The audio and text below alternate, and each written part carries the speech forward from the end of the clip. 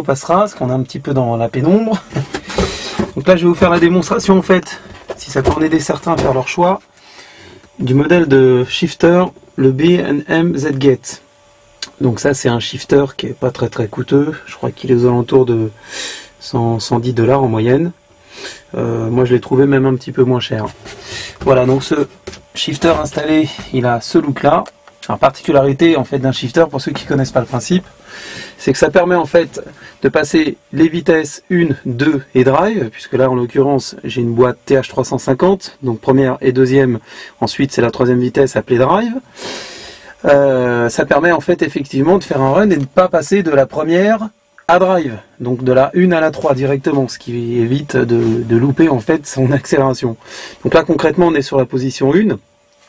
Je fais mon run, je monte à 5-6 000 tours, peu importe, en fonction de la mécanique que vous avez. Là, en fait, on va passer la seconde, donc on exerce une pression vers l'avant.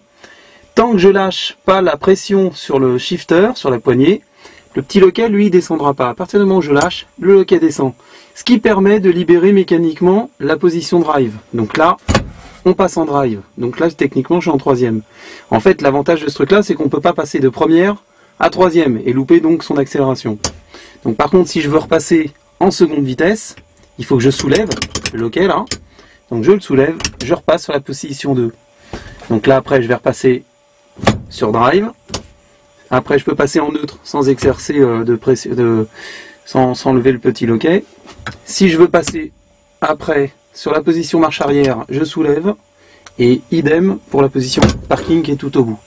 Donc parking, marche arrière, neutrale, drive, seconde et première. Je vous refais la démonstration vite fait.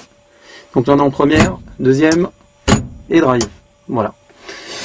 Donc il y a d'autres systèmes. Il y a ce qu'on appelle par exemple les méga shifters qui eux n'ont pas de déplacement et restent fixes avec juste une pression vers l'avant ou vers l'arrière. Ils ont un mécanisme qui est complètement différent. Ils sont un petit peu plus chers. Ils ont d'autres fonctions. Bon, moi j'ai préféré celui-ci qui a l'avantage d'être assez haut sur pattes, puisque là j'ai effectivement pas de console dans la voiture. Avec une banquette au milieu, il n'y avait pas beaucoup de choix possibles. Voilà, et ben, je vous souhaite une bonne journée. Et si ça peut en aider certains à faire leur choix, ça sera pas plus mal, c'était le but du jeu. Salut, salut!